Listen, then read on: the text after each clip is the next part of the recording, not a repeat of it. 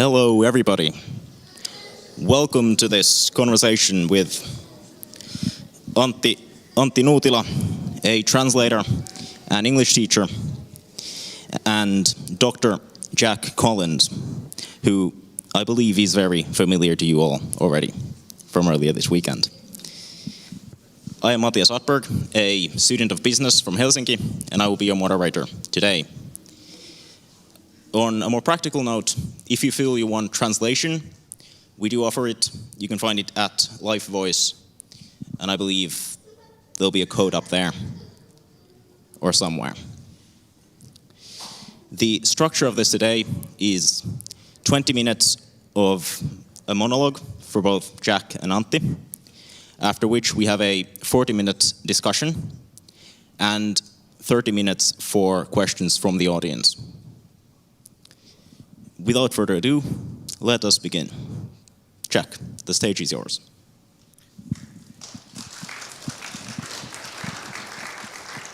Kiitos.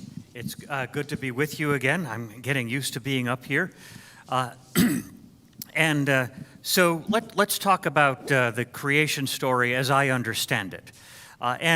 What we'll find is that there are a number of interpretive issues. That is to say, the whole question of how do you interpret a text, and then what do you do with your interpretation. When it comes to a passage like Genesis, the ways in which, at least as these discussions have played out elsewhere, so I'll see if it's different here, but there's a difference as to how much the text of the Bible tends to specify and then how much it leaves open for exploration. My own view is that if we focus on what we can perceive to be the purpose of the Genesis account, we'll see what kinds of things it specifies and then what kinds of things are left open for exploration and discussion. That relates for evangelicals to how we articulate our notion of what's called sola scriptura, that is the sole authority, the final authority of the scriptures. And there's Roope Koijanen, who's done some interesting exploration in that, which I find very congenial to my own way of thinking. So when it comes to interpreting, this dictum from C.S. Lewis has been my guide. The first qualification for judging and also interpreting any piece of workmanship from a corkscrew to a cathedral is to know what it is, what it was intended to do, and how it is meant to be used. And so those parts of interpretation are what we want to pursue. I'm fairly traditional in my understanding of where Genesis comes from, namely I am perfectly happy with it coming from Moses. But that's going to help us immensely because we can think about who are the people for whom Moses wrote what we have in Genesis.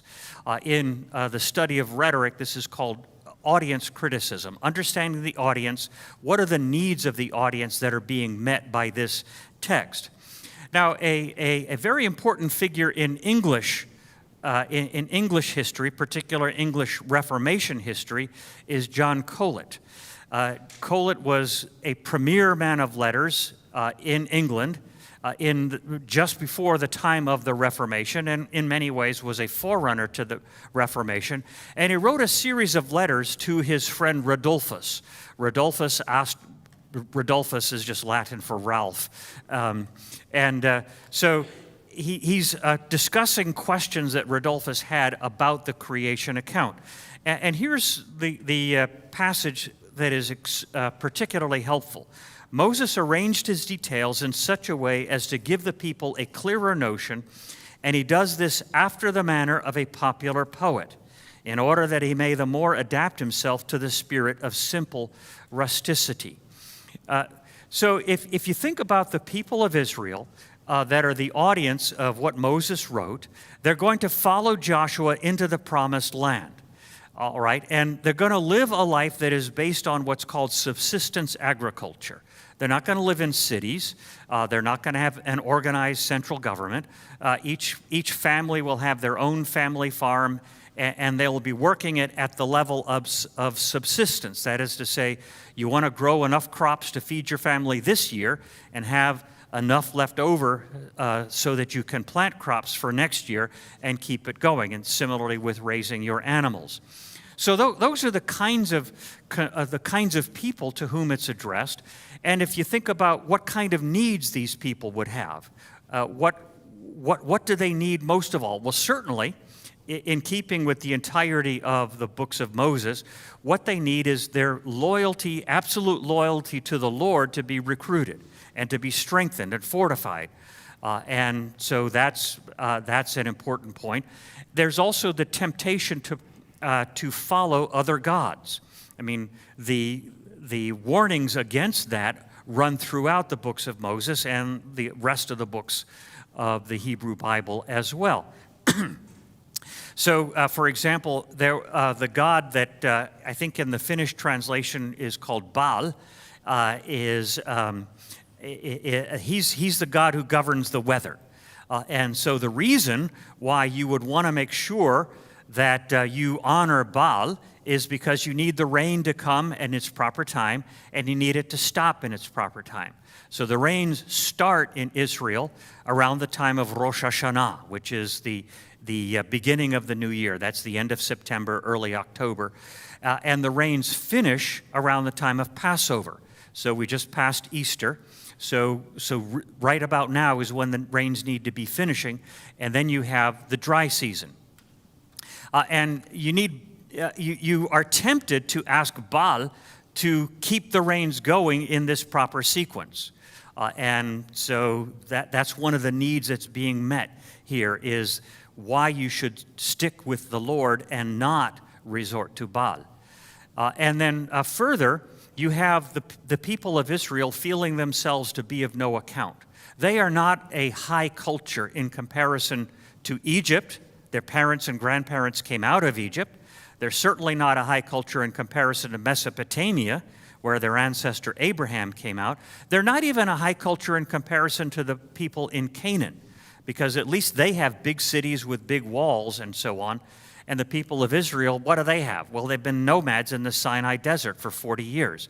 And before that, they were slaves making bricks for the Egyptians and so on. So there's a level of dignity that is being accorded to the people of Israel to enable them to see themselves as not simply the heirs of Abraham, but also the heirs of the calling of Abraham, to be the people through whom the light comes to the rest of the world. And so God's interest, not just in Israel, but the rest of the world, is one of those issues that's being addressed here. So the way the Bible speaks to people's needs is by giving us a story that gives us a worldview, a way of leaning into life. Tells us where we came from, what's wrong with the world, what's been done about it, where we are now in the whole process, and where the whole world is headed. So here's a worldview story that we can reject. Man is the result of a purposeless and natural process that did not have him in mind. He was not planned. And certainly that's a worldview story that is utterly at odds with the story that we get in Genesis. So let me just skip ahead here, just because I want to be mindful. I'm always running out of time, and you're not going to let me, are you? So he's going to tackle me if I go over. So let's look at the passage in the first chapter of Genesis.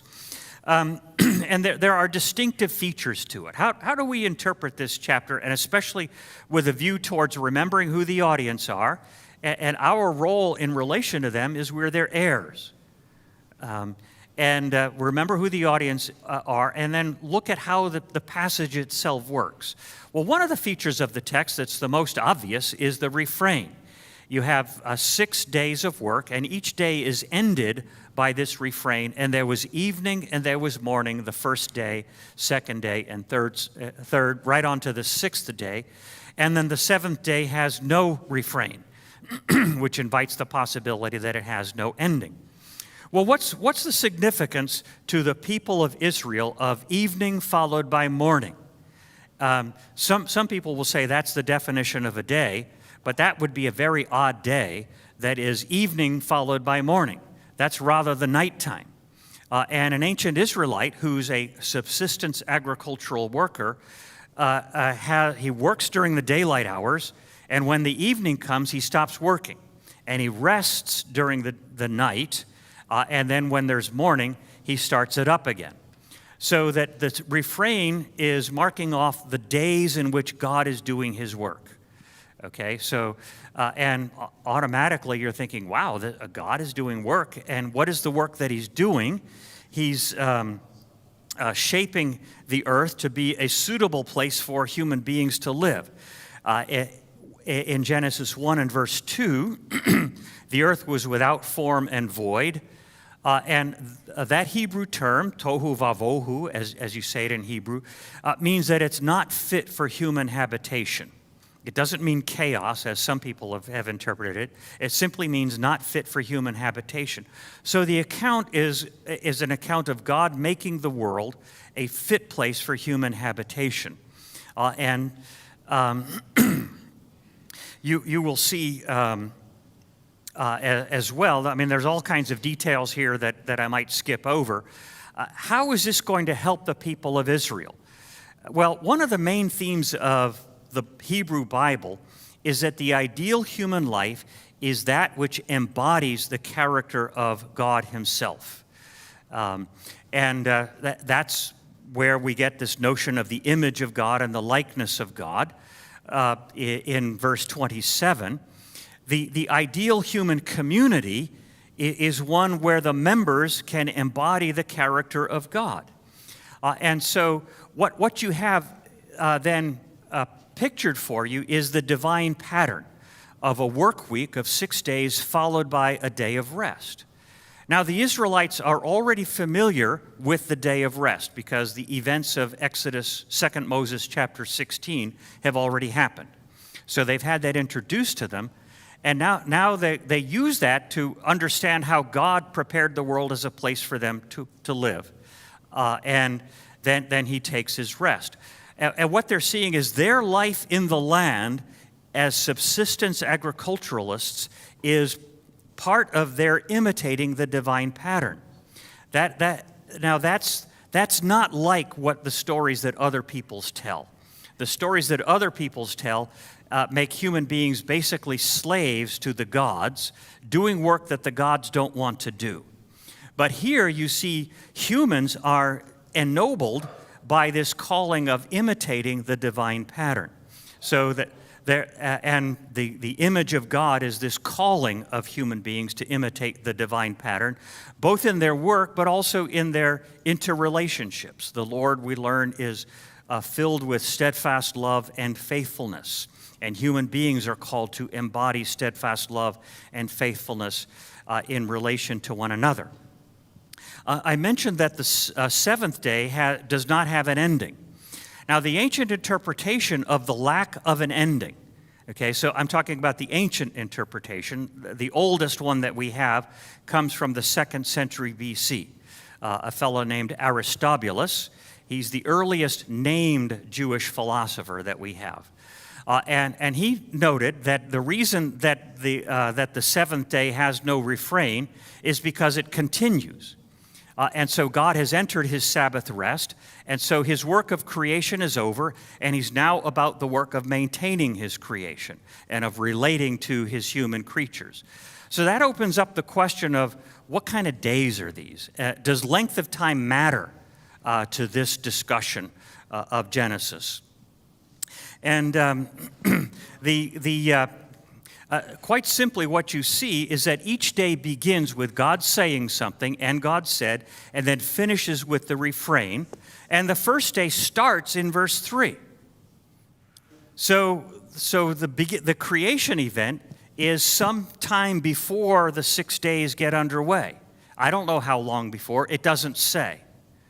And so that's reinforcing the point that length of time just does not matter to this. Again, the what you see in the creation or the the appointing of the sun, moon, and stars. God made the great lights on the fourth day. Now, that word made doesn't necessarily mean that that's when he created them. It could simply mean that he appointed them to their task. And what are they doing? They're marking the seasons. The seasons are the seasons in the liturgical calendar. Okay, so most Finns, I guess, belong to the Lutheran Church, so you know what a liturgical calendar is. And I mean, good on you. So but this is significant for the audience that is ancient Israel, because first of all, the peoples around them attribute deity to these heavenly lights. So humans are there to serve the gods that are represented by these heavenly lights. And Genesis is flipping that around and saying, no, these heavenly lights exist for the sake of you, the human being, to equip you to worship the one true God according to the right pattern, the right pattern of the liturgical year. And so this is God's world, and you are made to worship him. And you can see, well, here's my summary. The 6 days are not necessarily the first actual days of the universe. They're not even necessarily the first days of the earth itself. They're the days during which God set up the earth as the ideal place for human beings to live, to love God, to serve one another, to rule the world with wisdom and goodwill. Now, another thing that the text doesn't say, we have plants and animals reproducing according to their kinds. The ancient Israelite audience knew that already. They knew how to breed sheep, okay, because they kept sheep when they were in the desert. And they knew you need sheep to get more sheep. If you try to introduce a camel into the bloodline, it's not going to work. They know that. They know how to grow crops in the forbidding climate of the Sinai desert. So they know which crops to grow and so forth. So it can't be that this is about giving information about, say, the fixity of the kinds. It's rather, however those kinds came to be, it's according to God's plan. And what combination of miracle and nature is something that human beings can discover, can explore. Again, I don't think that the text aims to specify those things. Well, there's so many other things here. What it is you have an analogy between God's work and human work. Does God live in time? No, not the same. Not the same way we do, anyhow. And so God's work and how it relates to time as we experience it is not the question that the Genesis account is answering. It's rather calling human beings to imitate the divine pattern in a way that is suitable to human beings. I mean, after all, if you have a garden, you can't go out there and talk to the dirt and all of a sudden it sprouts plants. You have to get out there and work. So you're not the same as God, but that working the soil is analogous to God's work. Jesus himself mentions the continuing Sabbath of the Lord in John 5 and verse 17, where the Father is still working even though it's his Sabbath, and so Jesus works properly on the Sabbath, in this case performing a healing. So here's, I've got Herman Bavinck, a Dutch theologian, and this is what I want to leave you with. He says the creation days are the work days of God. And therefore their relationship to time as we experience it is irrelevant to this passage. And that's something that you are free to explore. So if the cosmologists tell us that the universe began with a big bang 14.5 billion years ago, well, that's a long time, but that's not in opposition to Genesis. That is a potential model for what creation from nothing would look like. And how am I doing for time? Feel free to continue. Okay, how much longer do I have? 5 minutes. Oh, fine. Oh, wow. All right. And there's so much more that could be said. So what are the goals of the passage then? The goals of the passage are to insist that the Lord and the Lord alone is the maker of heaven and earth. You'll notice that Genesis 1 has God is your word Jumala? Is that your? Okay, so so God is the one who creates and fashions the world, and the word God communicates His majesty and His transcendence and so on. But then in Genesis 2 and verse 4, it switches to the Lord God. And so I believe you borrow from German Herr for the Lord. Is that correct? So Herr, is that how? Okay. I've been trying to learn, from the hymns that are up here, what words you use. And so it's the Lord God, but the Lord is the Lord's personal name, the name that He takes to Himself and uses in relationship with human beings. And so this majestic, transcendent Creator, the Maker of heaven and earth, is the God who makes a covenant with Israel. And He's called Israel to be His people that show forth His image and likeness for the sake of bringing blessing to the rest of the world. The whole world belongs to this God. Every human being, even Finnish people, belong to this God. Now, your ancestors are not mentioned in Genesis 1 through 11. Neither are mine. Mine come from the northwestern corner of Europe, the Germanic and Celtic peoples. So they don't need to be mentioned. They're included in this fact that all human beings are God's creation, coming from this initial source of the making of human beings. And so Israel's universal calling, they're a blessing not simply for themselves, but for the rest of humankind.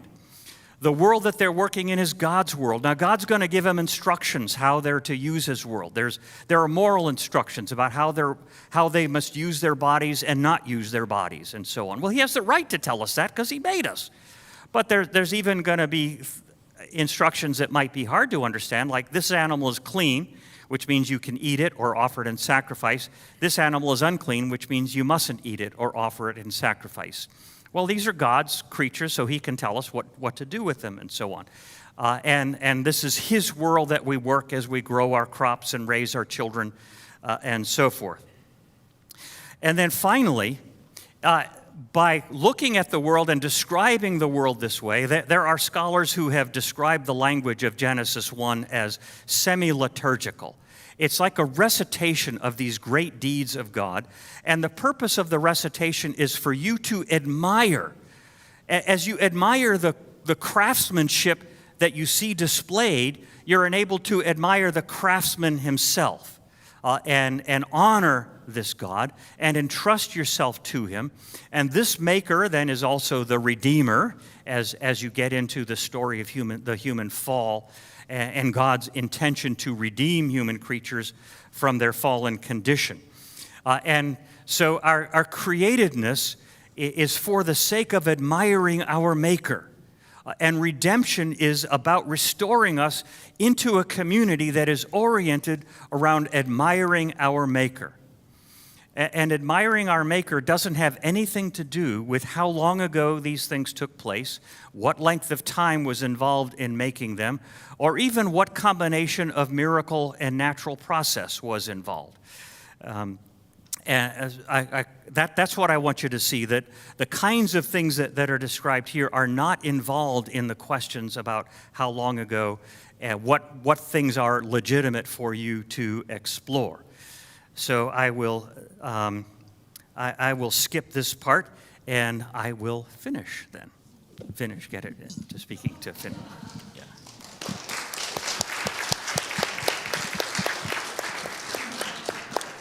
Wonderful. Thank you so much, Jack. Now, Antti, you have 20 minutes to tell us your point of view. Thank you, everyone, for coming. Lovely to see so many friendly faces in the audience. Happy you've all come. Dr. Collins has talked wisely about reading Genesis well, and I want to approach the topic from a bit of a different angle. First, talking about what it means to read anything well. I will argue with C.S. Lewis that before we can read things critically, we must read them submissively, with a sense of humbleness or humility. When we open up any book, whether it be sacred or secular, there's a twofold danger immediately facing us. On the one hand, we may end up ignoring the author and caring only about our own personal interpretation.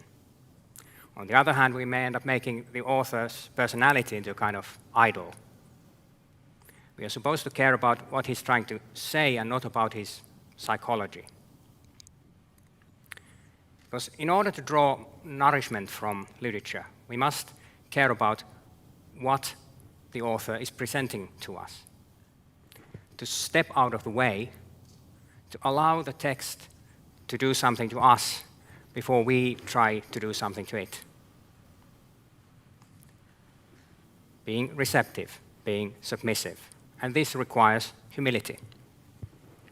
And when we encounter texts this way, they can function as stepping stones to understanding and even stepping stones to faith. Then literature can work as a softener and deepener of our hearts. It can inspire and give direction, like happened with St. Augustine when he read Cicero and got inspired by the notion of truth. It began to direct his life in a new way and ultimately led him to Christ.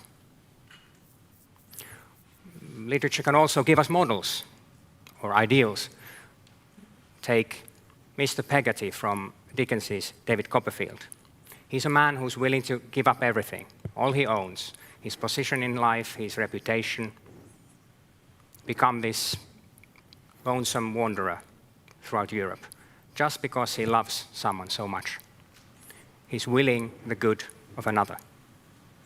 Or take Edgar from Shakespeare's King Lear. He's the model son who's always loyal. He's abandoned, he's betrayed, he's neglected. But his loyalty never wavers. So even for us Christians, examples like this, models like this, can exemplify biblical ideas in new and fresh ways. Now when we read Jesus teaching us about, let's say, charity or loving your neighbor, we can think of Mr. Peggotty. Jesus' teaching now has a new face to it. Or when you think about what it means to be a good son, we can now think about Edgar. So we notice not only is reading going to be apologetically helpful, but also it offers a kind of way bread for us Christians on the straight and narrow.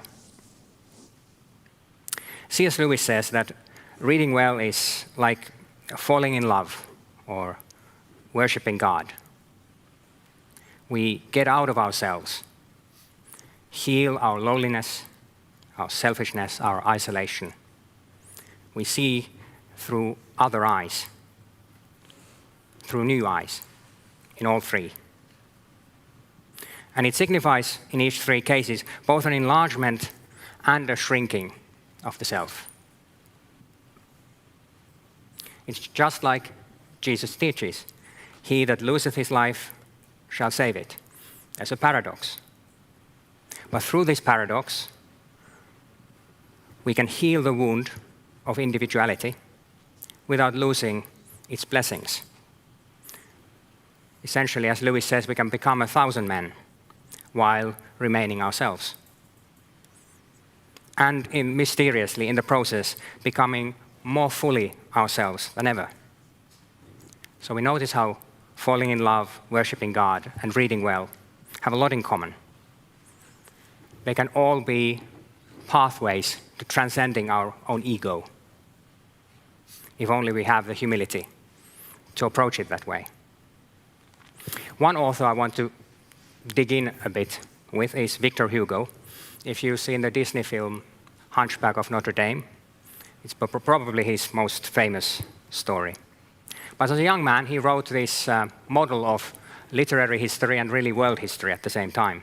He split history into three epochs, the kind of primordial era, the most ancient of ancient days, and then the classical era, and then the Christian era. And he gave each of these a particular literature, a kind of dominant style.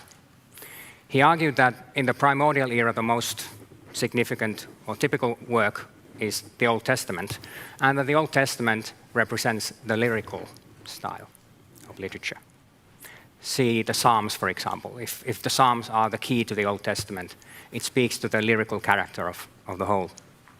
And then we move on to the classical period. The dominant style becomes the epic. When we read the Greek dramatists or the Greek historians, they write epic drama or they write epic history. Everything has the tinge of Homer to it. And then most importantly, when we come to the Christian era, we find the dominant style is always dramatic. This is because for Hugo, Christianity is not only the culmination of history, it's also the Christian drama, more specifically, is the culmination of literature. He calls it the complete poetry. Because understanding of creation and of incarnation allows Christians and Christian authors to harmonize the comic with the tragic, the grotesque with the beautiful, brokenness with wholeness, the body with soul, and man with God.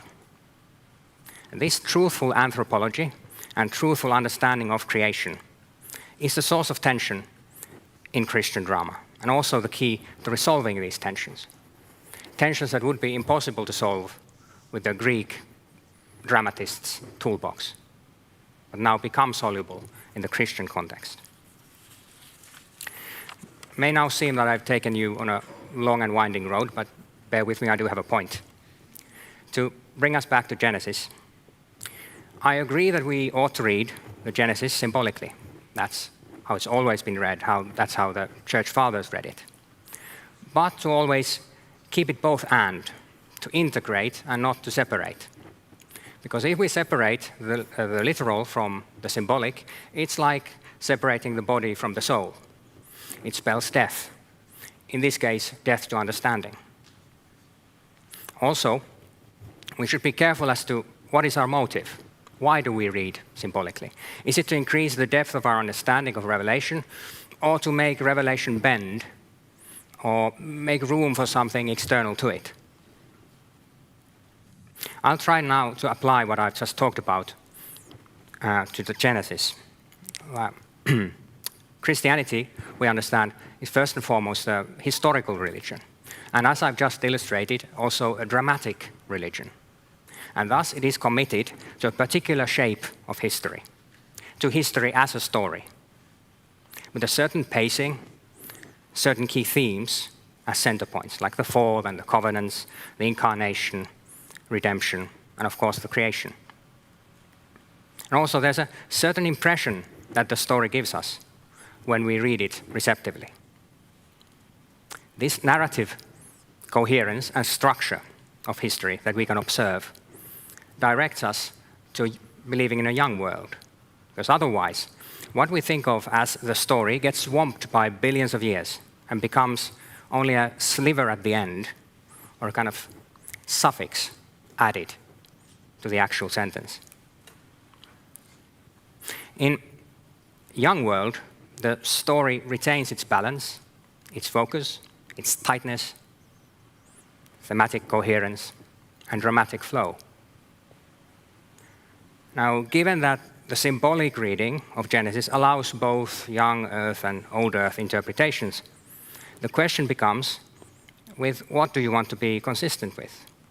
With the shape of history and the intuitive sense of dramatic coherence in storytelling, or with something else?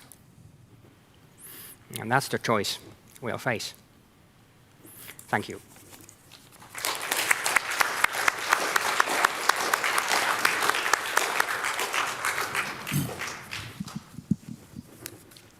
Thank you, Antti.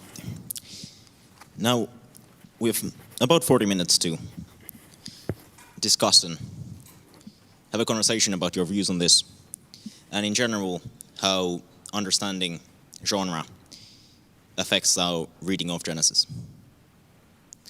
And to begin this, I want to ask both of you a question. Now, Jack, your book was called Reading Genesis Well. And how do both of you view reading Genesis badly? And how does a wrong reading of Genesis affect the view of creation, and how does genre tie into all of this? Whom do you want to start? Whoever feels ready to answer. Well, one way, I guess, based on what I just talked, would be to use your reading as a kind of tool, that you're not trying to receive something from the text, but you're immediately jumping to making it into a tool of some project that you have. Now, of course, you can begin to read critically afterwards, but make sure that the first step is taken in the receptive mode.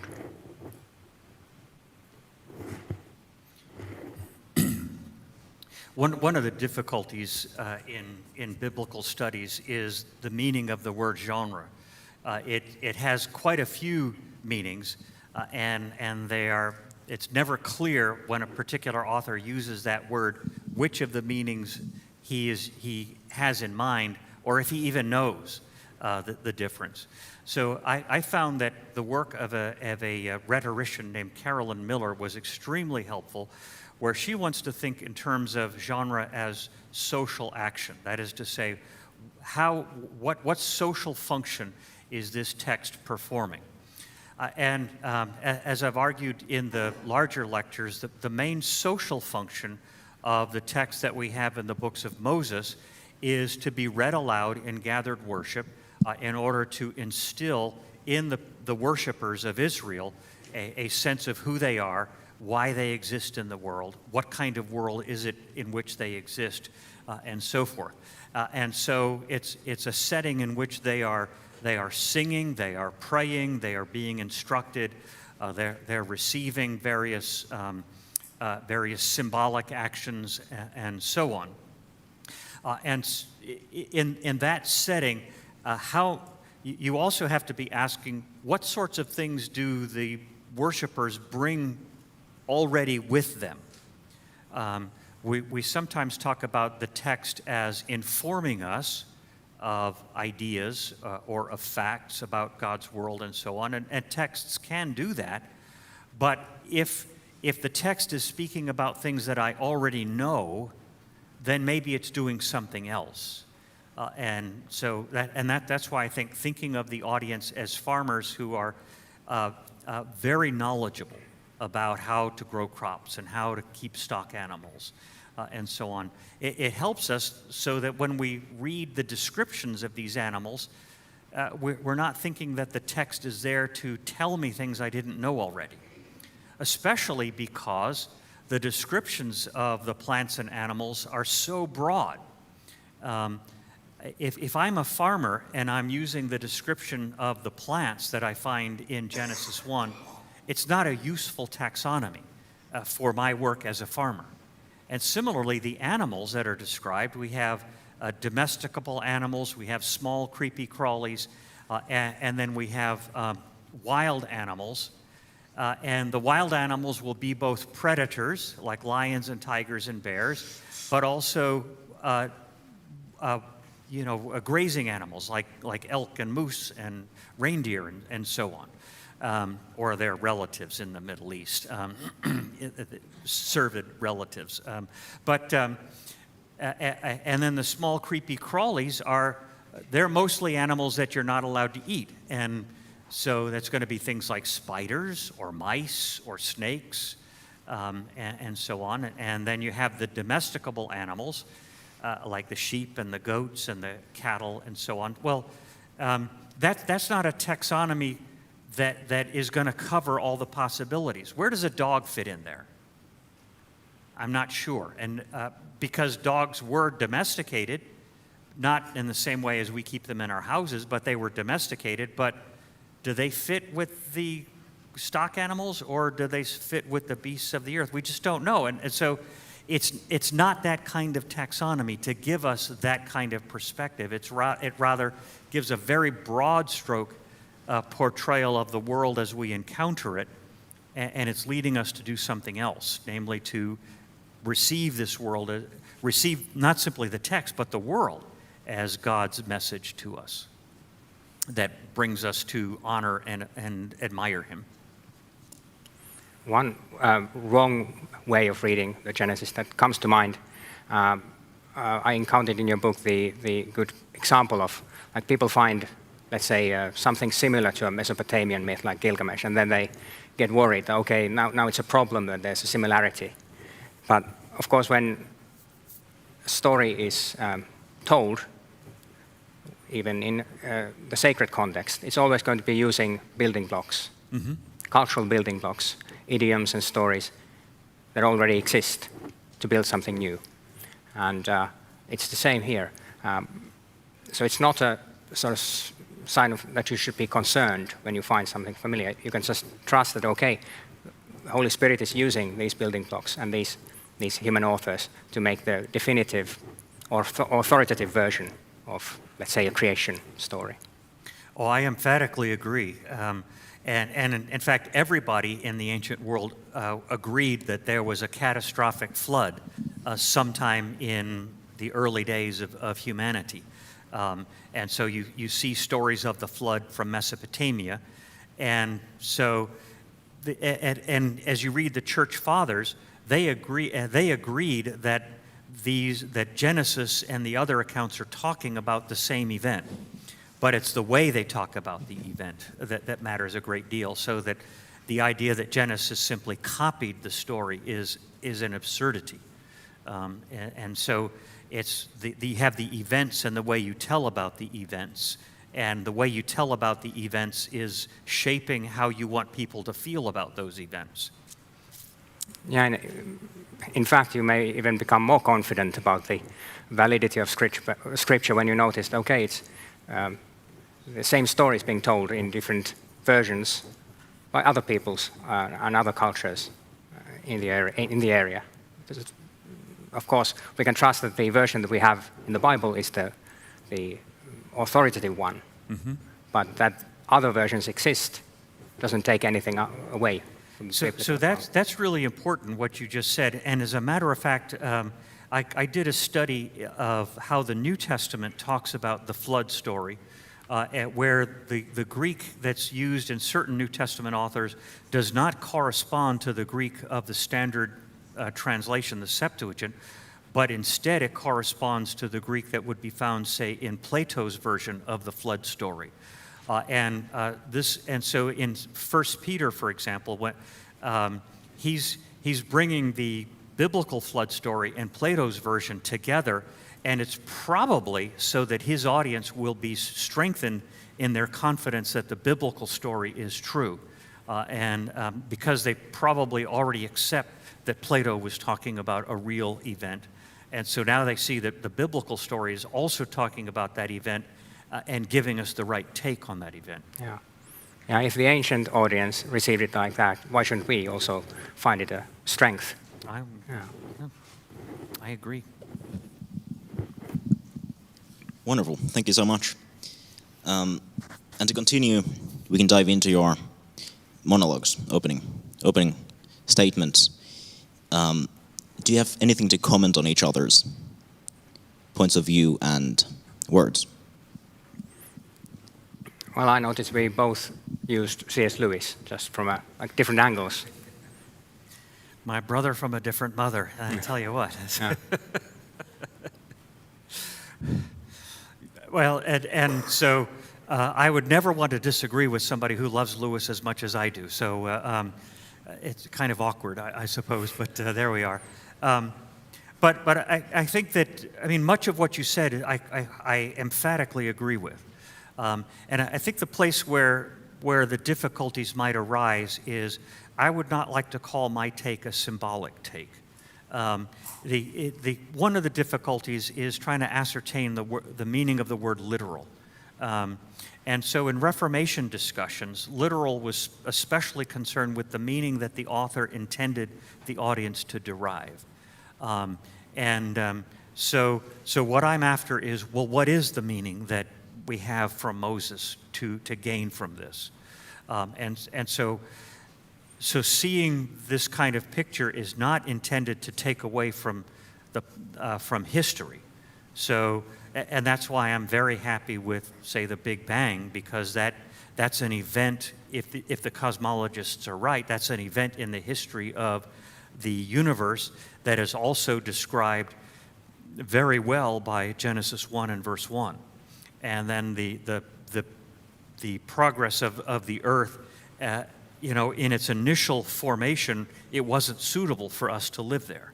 And so you have the history of the earth leading up to us. And so I think historical reading of Genesis is a perfectly satisfactory category. But what about the change that occurs to the shape of the story if you expand the time horizon, billions of years? Right. So and so you're speaking of what happens in Genesis 3 in particular. Is that correct? Well, I mean, I'm just talking about if you understand the beginning to not really be the beginning. Like if Adam and Eve were not there really at the beginning of the world, but only like 14.5 billion years after the actual beginning of the world. That alters the dramatic flow, because the beginning isn't really the beginning. It doesn't have to, and so I think that's one way of taking it, which you have done. But I would say in response, okay, just let it be the drama, and then you ask, okay, so how does this drama that I'm picturing in my mind correspond to the reference, the things that we're talking about? And so we can think of all the events that the paleontologists tell us about and the geologists as part of God's preparation of the world for Adam and Eve. Yeah. I mean, it's sort of this. One way to take it is God went through an awful lot just to bring humans about. Yeah. But what if it is only apparent preparation, like Adam having an apparent childhood and youth, right? But actually, at the first second, being already 20, 30 years old. Yeah. And that's. You get into questions of, well, does the creation tell the truth about itself? So in European history, the term nova, which nowadays is called a supernova, when a star collapses in on itself and becomes a bright light in the sky. The reason it's called a nova is because it was a new thing, and in the cosmology that dominated European history during the Middle Ages, outside the circle of the moon, you couldn't have a new thing happening. And this all comes from Aristotle and then those who succeeded him. And so I think it's 1574, all of a sudden there was a new thing, a nova, that took place. And that corresponds to an event. And so it isn't simply that the universe looks old, but the universe is giving us evidence of actual events. And I wouldn't like to say that the universe is not telling a true story about itself. I mean, it needs to be interpreted, but that event took place some time ago. I mean, it took place, and it took, according to physics, took millions of years or billions of years. The light took a long time to get here. But isn't an analogical example, let's say, a tree that grows in the Garden of Eden, it has rings in it already at the first moment. And this would have been something that the ancients would already have realized. There must have been this kind of an inconsistency, if you will, even with the very literalist six-day creation. And so you can use that as the picture by which you can imagine these events taking place. And that doesn't require that I press that picture farther than it needs to go. And so I don't think we're obligated to suppose that the tree appeared with rings, for example. I mean, the terminology in Genesis is God made the trees grow. And it doesn't say, well, how long did it take? It just doesn't say. What about the patristic idea, like with Augustine, that if you do something to the time scale, let's not read it as a literal 6-day period. Instead, just imagine it's an instant. An instant is enough for God. That would have been the traditional way of like moving the time scale from 6 days to something else. And that's Augustine as a theologian, recognizing that God can do the same thing in lots of different ways. It's up to him which one he chooses. And it's also recognized that that's based on Augustine's reading of a passage in the book of, well, that he would have called Ecclesiasticus, that scholars call Ben Sirah. And it's the Latin translation of the Greek translation of the original Hebrew of Ben Sirah. The Greek is koine, and I forget what the Latin is, but when God created all things together or instantaneously. So Augustine is interpreting Genesis based on the way that he read that, I think it's 18:1 of Ecclesiasticus. And so in Augustine's day, he had access to the Latin rendering. He probably could have found the Greek rendering if he had looked hard enough. What he didn't have was the Hebrew original. So Ben Sirah's grandson translated the Hebrew original as he tells us. It would be something like 60 or 70 years after his grandfather died. And we began to discover these Hebrew originals in the late 1800s. There were a couple of Scottish ladies who were on a tour of Egypt, and they found in a storehouse of a synagogue in Cairo, there were copies of Hebrew that they realized eventually, oh, that's the original Hebrew of Ben Sirah. Now, I mean, there are textual issues that come out of that. You don't want me to go into that, I promise you. But it's also widely acknowledged that that's not a faithful translation of the Hebrew that Ben Sirah wrote. So that's Augustine as a theologian noting that God could do things in lots of different ways according to his own will. And I agree with that. I would not want to disagree with that. I mean, I'm a Christian after all. But then the question is, what way did he do it? And is Augustine's way of seeing it a valid? Well, it's not a valid way of reading Ben Sirah. And most evangelicals would say, well, Ben Sirah wasn't canonical anyway. So that's, sorry if that was a more long-winded way of answering the question, but the particular of the seventh day being ongoing is something that he also noted. Augustine noted that there was no refrain on that because he's saying to God, you have sanctified it to an everlasting continuance. And that seems the best explanation of things that we see in John 5, which I mentioned, and also in Hebrews chapter 4, where believers enter into God's rest. And in Hebrews, the argument is depending on the Septuagint of Genesis 2 and also the Old Greek of Psalm 95. It is excellent that you rose the issue of translations, because Antti, you are a professional translator. You've translated Samuel Johnson's book into Finnish, and how do you feel that translating brings issues to the concept of genre or the literal reading of the text? Yeah, translation is always a compromise. You have to sacrifice something. Either you make it very one-on-one, and that sacrifices the beauty of the original or its tone. Or then you try and capture some of the beauty or the tone, but then you have to sacrifice some of the accuracy to do so. So you can never really satisfy yourself perfectly whenever you translate. Amen to that. Wonderful. Do you have anything to comment on each other's monologues anymore? Or do we move? Well, I'd like to ask, what do you think about the kind of receive before you criticize idea from Lewis?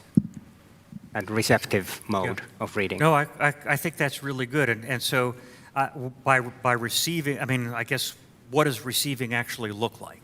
And so I'm letting this paint a picture of the story of how the world began and how humans got to be planted in the world. And I think that should be the thing that we focus on, is that picture that we're receiving. Yeah, I actually agree with you. Yes. Wonderful. So to move forward, what is the one thing you would say in one sentence, very very shortly, that you would view as the best way to either read Genesis better, learn to read Genesis better, or change each other's points of view on this? I'm not sure we need to change each other's views. I think they are actually pretty close. First receive and then be critical. But I think the first step needs to be that attitude of humility and taking yourself out of the way and letting the text give you something first before you try to do something with it. Well, I quite agree with that, and the way I've come to put it, and this is a Lewisian influence on me, is reading it with what I call a disciplined imagination. You know, as you're receiving it, you're imagining yourself in the first audience, and imagining how the text is addressing their situation and their needs. And then I see myself as the heir of that first audience, that, you know, thousands of years since then. And I'm a Christian, so things have changed since then to now, but I'm still a part of that family that received that book at the first. As a Gentile, I've been folded in or incorporated into the family of Abraham. Most of us here are Gentiles, and that's so we are heirs of this story. Yeah. And so reading inside a tradition, reading with the church fathers and so on, making use of all that legacy of reading. I think we should. I mean, and it's I make a critical use, but I don't dismiss them, not by any stretch of the imagination.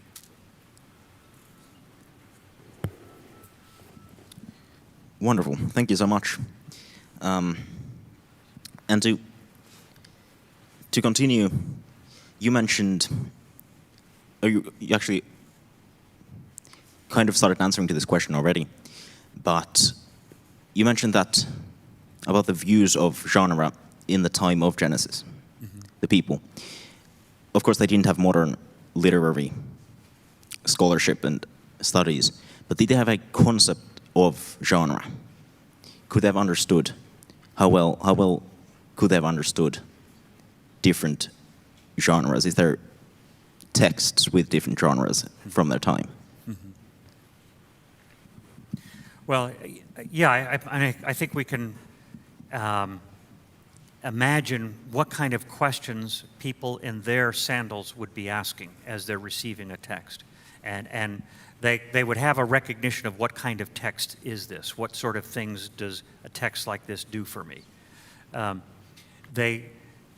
There's clear evidence that a person who fits the description of Moses that we encounter in 2nd Moses would have an education that would make him familiar with the stories that we see in Mesopotamia of creation and flood and so on. Maybe not everybody in Israel would recognize those things, although you could imagine those stories being passed down from parents to children since Abraham came out of there. And they would have some sense of what those stories are to do. And under the guidance of Moses and those he instructed, they could then get an idea of how the story told in Genesis is correcting things in those stories.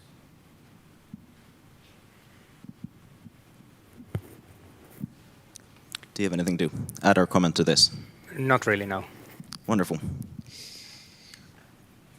Well, it seems you actually agree very much on many things, which is wonderful. And I love how both of you use C.S. Lewis in your arguments. Now, it could be time to move on to questions from the audience. So, feel free to lift your hand. I believe we have Elias carrying a microphone. And I will compel you to ask very open-ended questions. Great debate, great argument. There's one back there.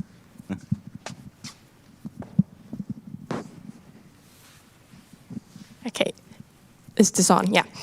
Thanks to you both. It was an interesting discussion. I'd like to ask Professor Collins about, I guess, theistic evolution, or maybe is there a theological problem, and especially you mentioned something about like natural selection, and that requires death. So what should we think about death before the fall? Mm-hmm. Well, I'll take the second part first. Death before the fall is, in a lot of the conversations that I've had, that is the thing that clinches the young Earth argument. You can't have death before the fall. That is not actually the historic position of Christian or Jewish interpreters. They recognize that animals were made, you know, the features that you see in animals correspond to the things that they were made to do. So that a lion is a very well-designed predator,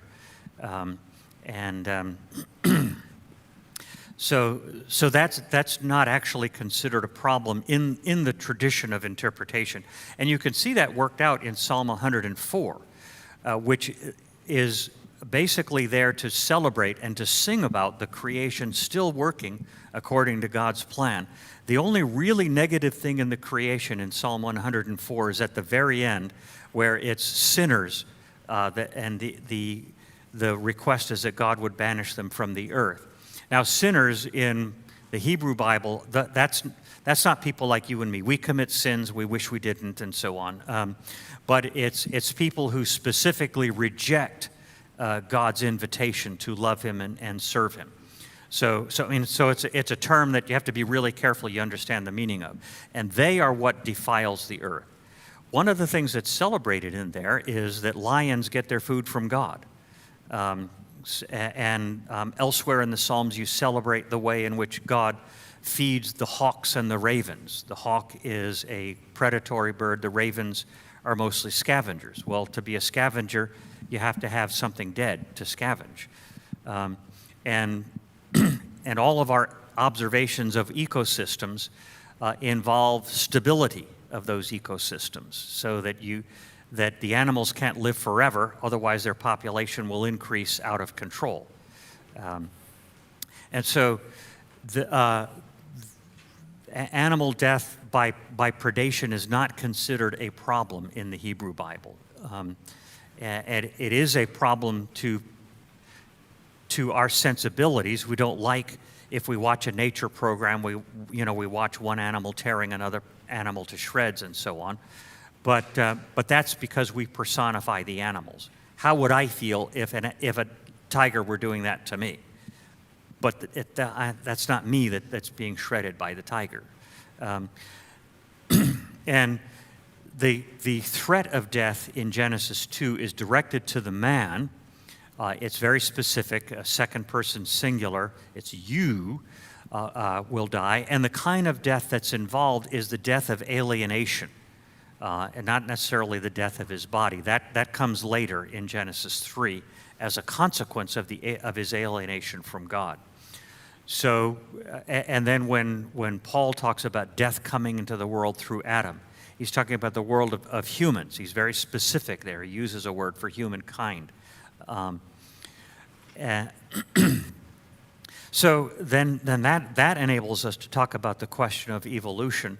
And that's a word that has lots of different meanings. And my own stance on that is if you mean by it the big story that explains everything by this meaningless process that works itself out, well, I mean, our daily observation refutes that because we don't accept that we are the products of a process like that. Is there a possibility that there's some process, a biological process of changes coming into the genetic heritage, which are then filtered out by by processes like natural selection, well, that's open for investigation.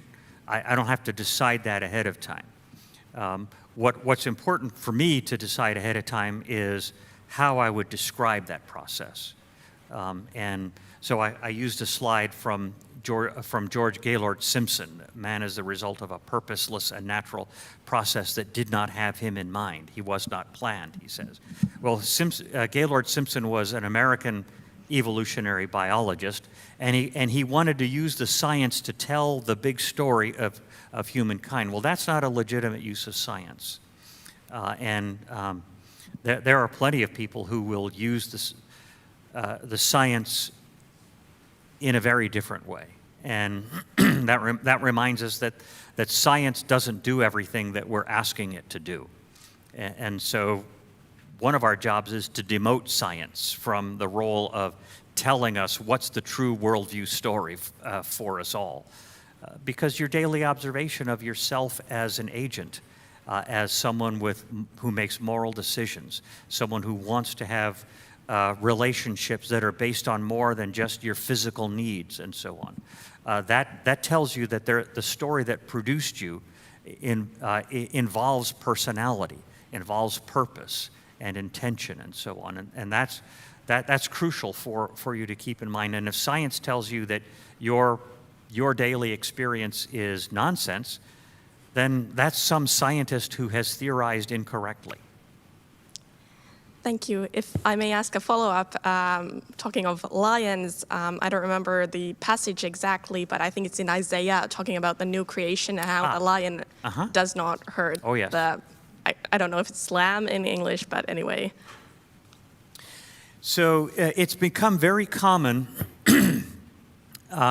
to interpret that's in Isaiah chapter 11 and then a similar passage in Isaiah chapter 65.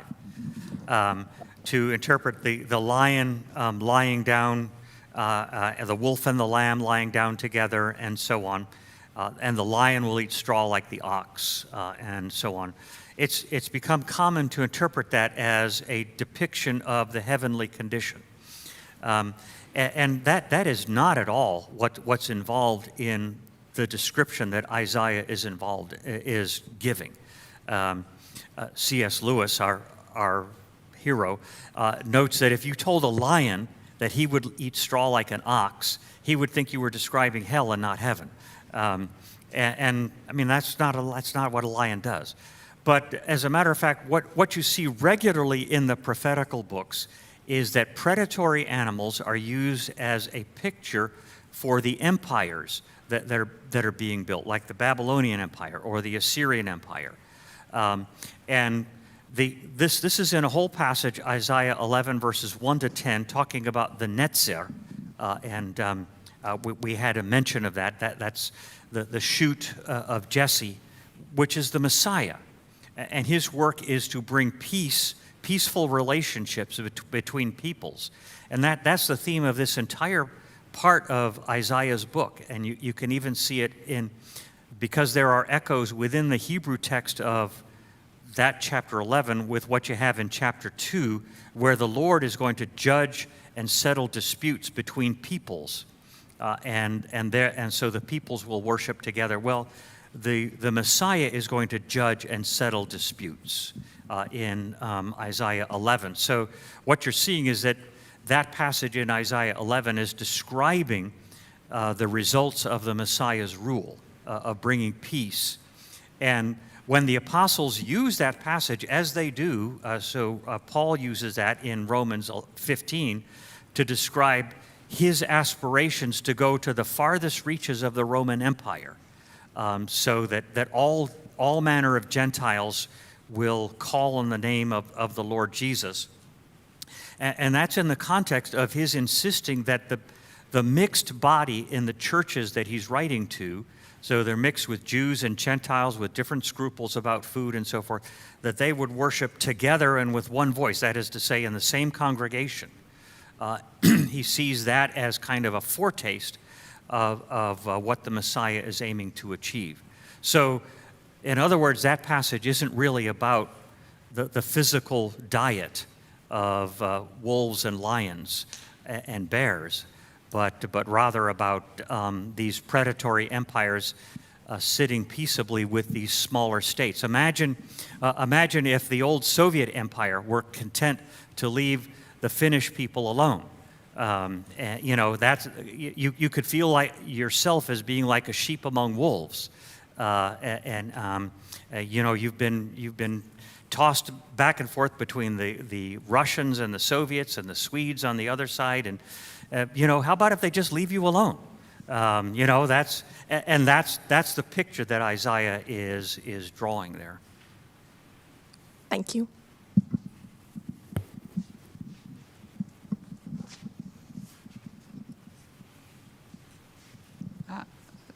This question is for Nuutila.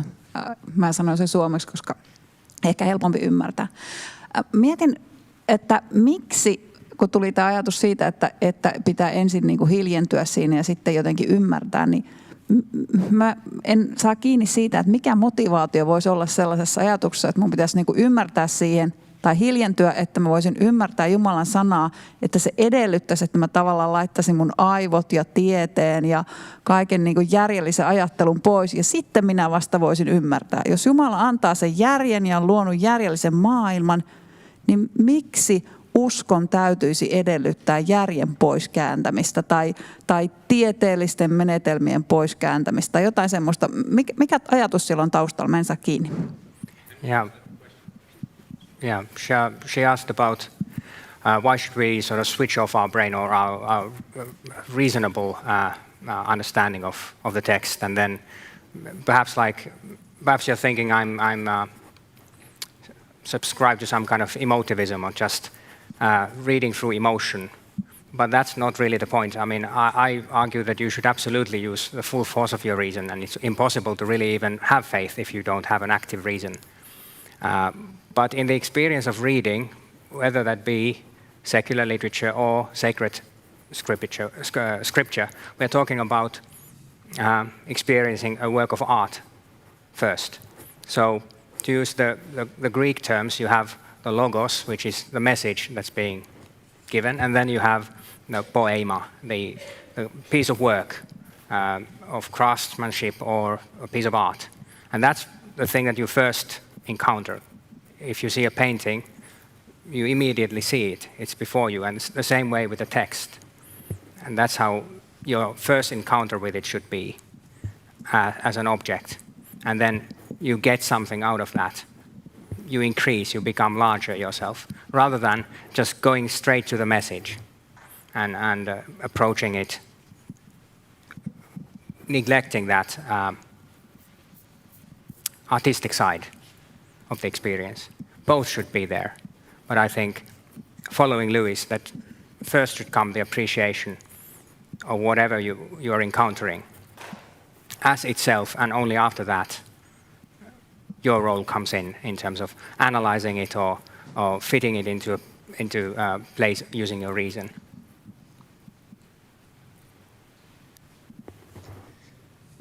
Okay, what would be the proper role of integrating our knowledge of science and the nature in selecting which interpretation we should prefer? Not only like using the knowledge of distant starlight, but also like in the young Earth view, in the modern view, you have to reinterpret the rivers of Eden, that they can't possibly be the same rivers of Euphrates and Tigris that we know today.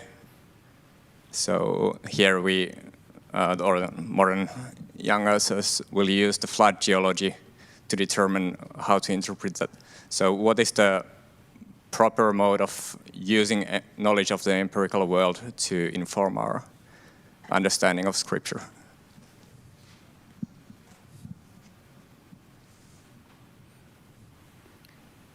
Were you addressing that to? Maybe both.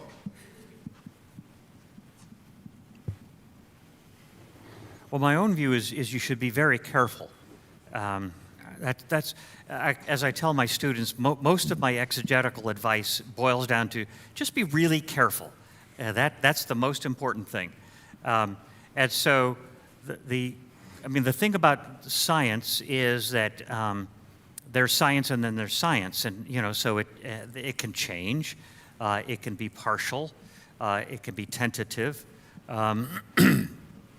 but it can help us to understand the referent, the thing that we're talking about, and we usually, if we believe that a text is true, we believe that it's talking about a referent and talking about it in a way that is appropriate for the referent.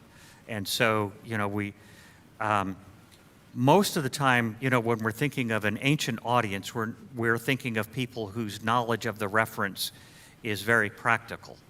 So the main thing is to make sure that we don't say things that are untrue.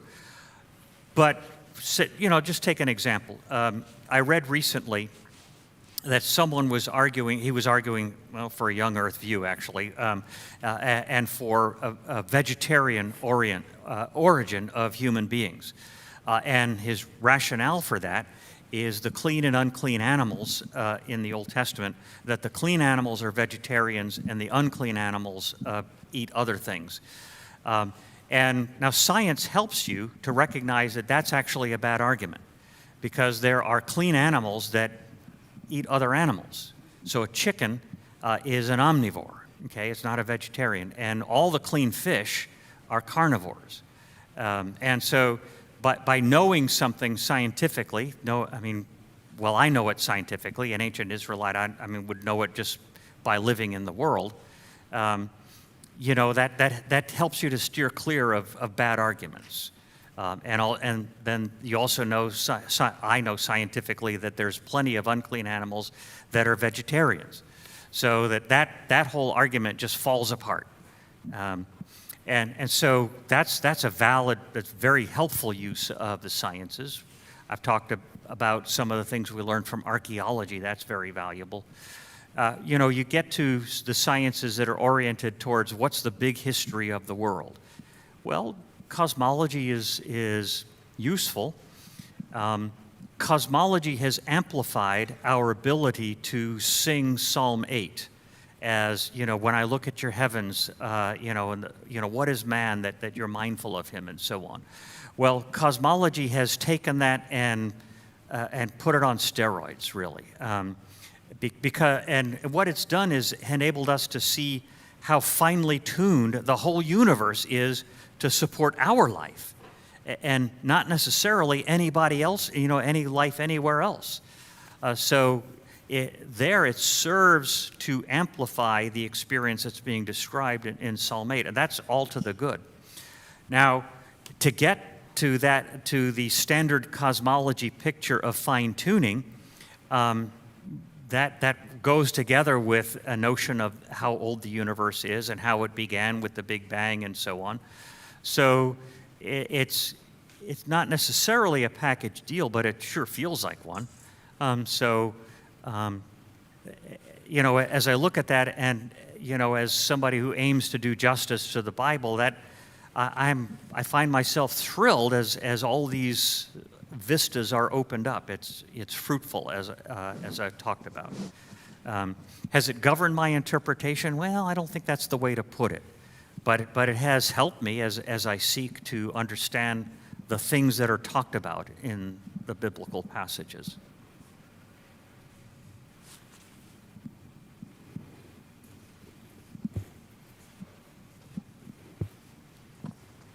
There's one over here. He looks like a suspicious character. I wouldn't hand him the microphone. This is mostly for Professor Collins. Do you think the possibility of macroevolution threatens your understanding of what it means to be made in the image of God? And how do you kind of reconcile those two things? Well, so it's always important to make sure that we know what the words mean that we're using. So macroevolution, for example. So and the what I'm saying is not that I think that that's a good theory, but that I think that that's a valid region for exploration. So, and that's an important, to me, it's an important distinction. You might find that there are places that it doesn't work. Okay, and I'm good with that. I don't feel obligated to endorse or to reject the theory from the get-go. What is important, however, is human distinctiveness needs to be guarded, whatever theory you come up with.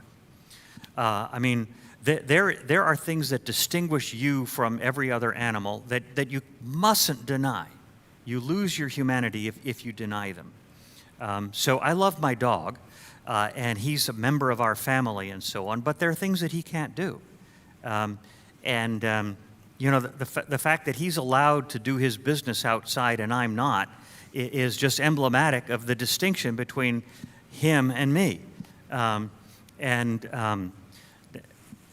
Just human language, as the linguists have understood, is something that is distinctively human. There isn't anything like it, really like it, in the other animals. And the only way you can get a biologist saying that there's something like it is if they define it down. Some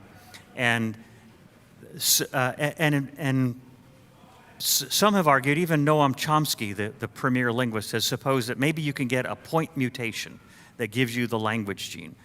That's folly, and actually other biologists have secular biologists have pointed out that that's insane. There's no evidence for that, especially because we use language to talk about things that are important to us. This is an observation that Aristotle made, that our language use isn't simply the buzzing of the beehive or the mooing of the herd.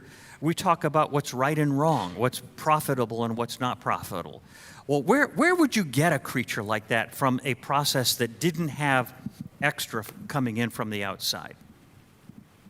So I think our daily experience of being human, that just helps us.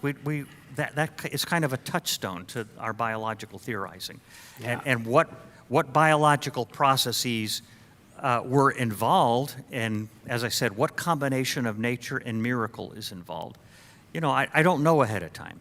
I'm happy to see it explored. I just want people to reason carefully as they explore it. I'd like to add that there's even more that we need to safeguard than just human distinctiveness, because evolutionary thinking threatens also the notion of essentialism or inherent teleology in any kind of species.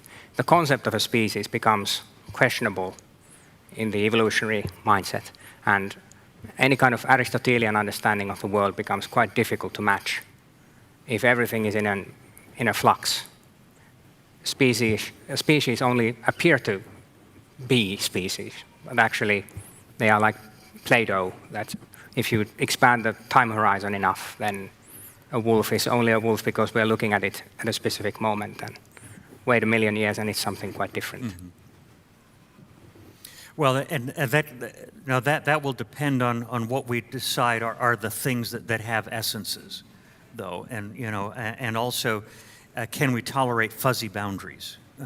And so there has been, believe it or not, there's actually been work to see if an Aristotelian perspective on essences can be made compatible with some kind of evolutionary theory. And so people have argued that sort of thing. It always feels like they want to make it, Aristotelian philosophy is great because it's so holistic, but when you do this kind of thing that you suggested, it seems that you always split the Aristotelian physics from the Aristotelian metaphysics.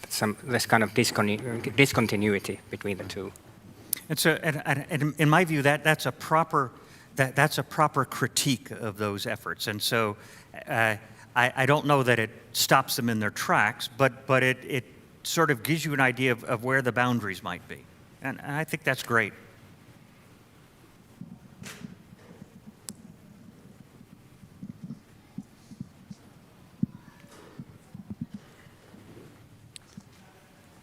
We have time for a couple more questions. Mika, over here.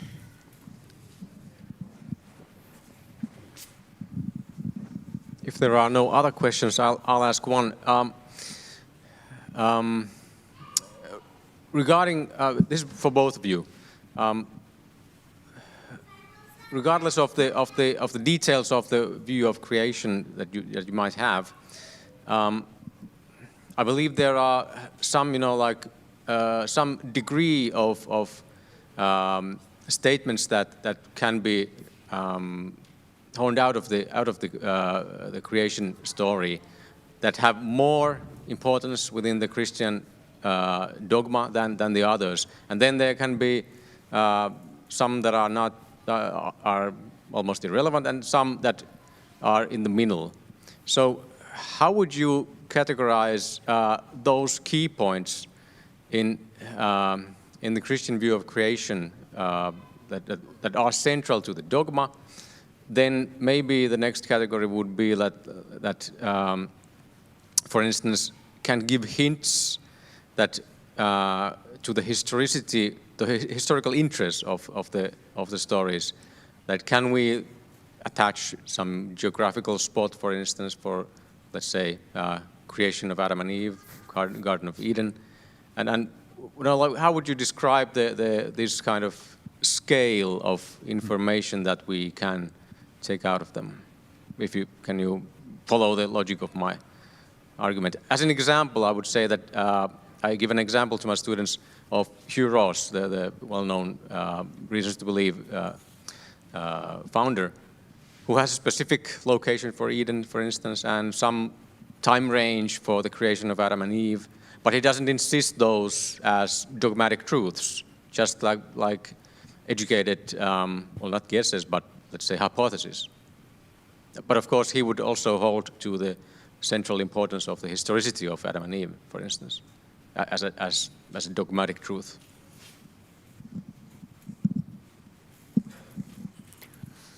Well, I guess the historicity of Adam and Eve as real persons who make a real choice is a kind of a thing that you really need to stick with, because if you let go of that, it really, the whole sense of Christian theology and understanding of redemption and one man's choice dooming us and one man's choice saving us becomes sort of impossible. So that's one key element where I think Christians must sort of have a solid understanding that Adam can't just be a metaphor for something. He needs to be a person who makes a choice.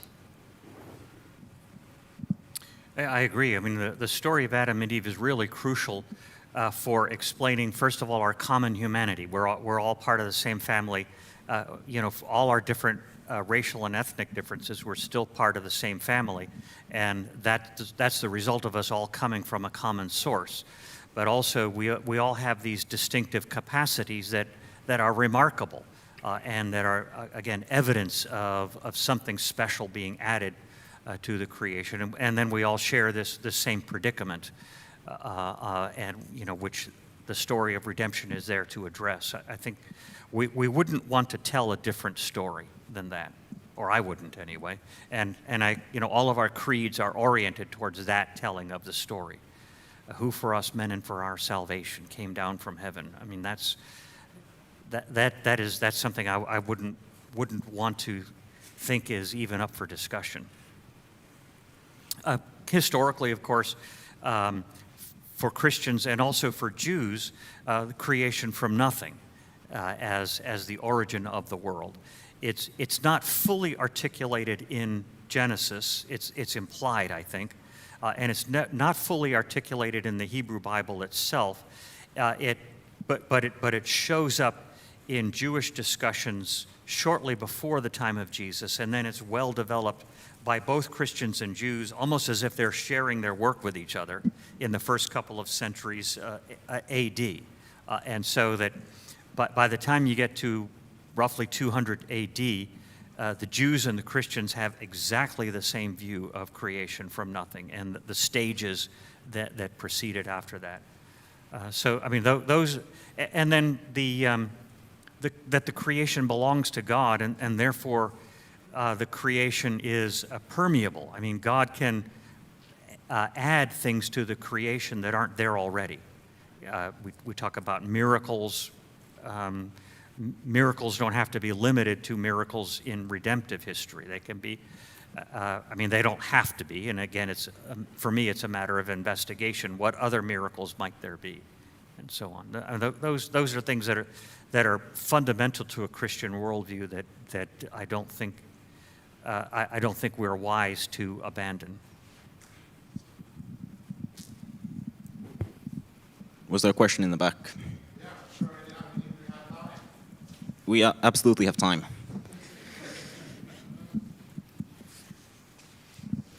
Thank you. My question is for Professor Collins. So in the United States, you've been involved in this very cutting-edge discussion on different models of how to understand Adam and Eve, for example, with William Lane Craig, Joshua Swamidass, Andrew Locke, and others. So could you tell us more about your position in that debate and how this has perhaps changed and evolved, or maybe stayed the same after this debate? Sure. So Mika mentioned Hugh Ross. So Hugh is a Christian apologist, old earth creationist, and he has Adam placed with the origin of what are called anatomically modern human beings, that people that if you dressed them up in a suit, that you wouldn't tell the difference between them and somebody else on the streets of Helsinki, and that's where you get dates that could be as recently as 50,000 years ago, but more likely something like 150,000 or 200,000 years ago. So that's the position that Hugh takes, and that provides difficulties because as genetics is commonly understood nowadays, you can't get the diversity of the human population with ancestors of only two that recently. So some have suggested, well, Adam and Eve could be, if you needed Adam and Eve at that stage, you could have them as the king and queen of a population, and maybe you can get around that.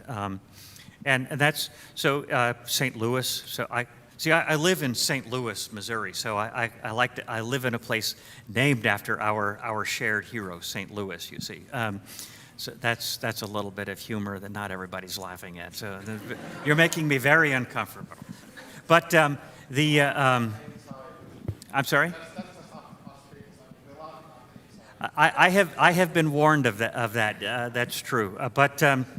So Lewis talks about the possibility of a population falling in his problem of pain, and the British commentator Derek Kidner also fiddles around with that, not for scientific reasons, but just for who was Cain afraid of in Genesis chapter 4. So,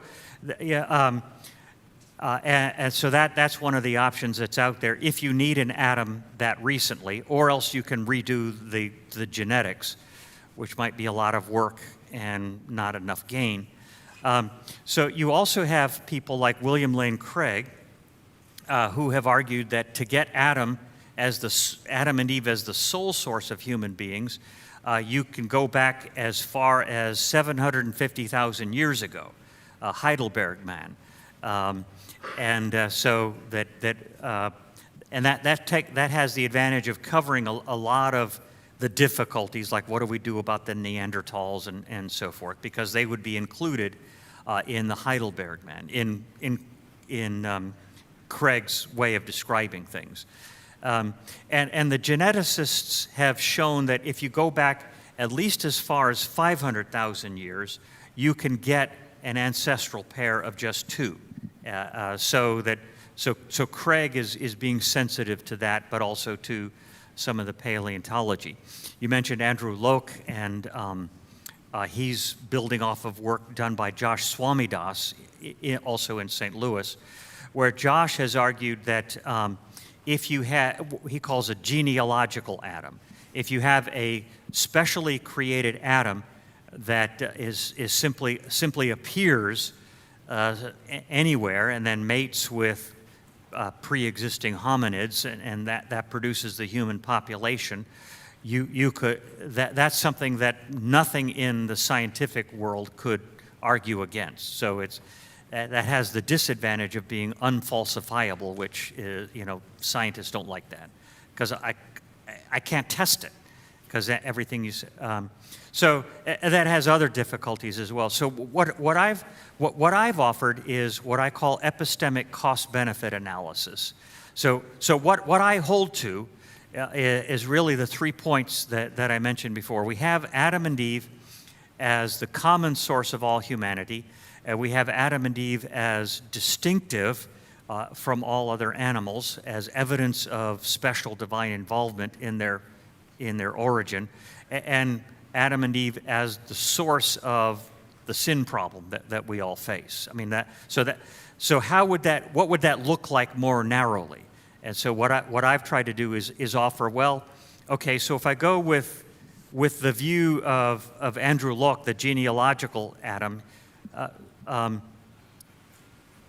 Swami Das originally had a genealogical Adam that was only 10,000 BC. Well, that's way too late because it doesn't account for the effect of sin on the various populations throughout the world that we can uncover.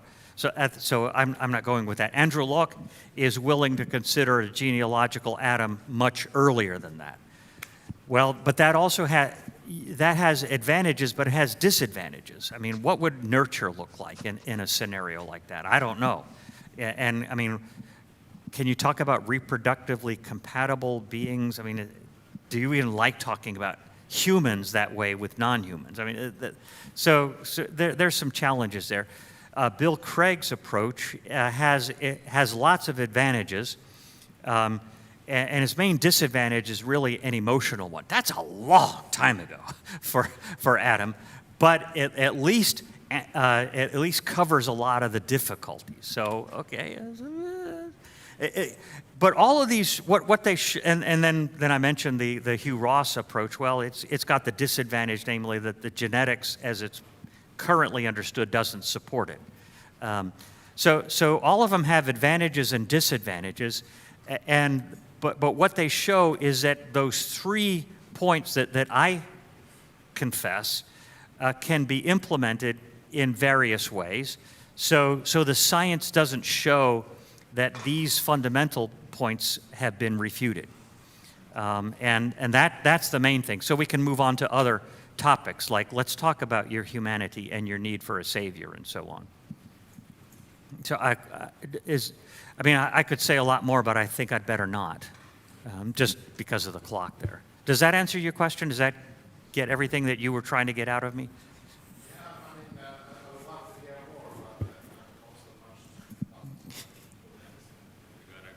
Yes, we are unfortunately running out of time, but if you enjoyed this conversation today and the subjects covered over this weekend, you have a wonderful opportunity to sign up for the Finnish Lutheran Mission College's Summer Apologetics course.